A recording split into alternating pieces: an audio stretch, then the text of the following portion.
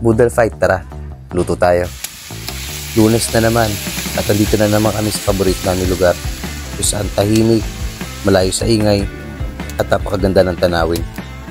At gaya ng dati, dito pa rin tayo magluluto sa aking munting abuhan. Napakasimple pero kaya natin gumawa ng masasarap na pagkain gamit ang sinaunang pamamaraan. Ngayon ay mag-boodle fight kami. Kamayan, kwentuhan, tawanan at konting inuman. Madalas namin itong gawin kapag nagkakasama-samang barkada, pamilya, at iba pang mga kakilala. Kung mapapansin ninyo, ang dami nating nakasalang. Isa yan sa mga kailangan kapag mag-boodle fight. Kailangan marami kang lulutuin para mas maganda tingnan, mas maganda ang presentation natin pagkatapos.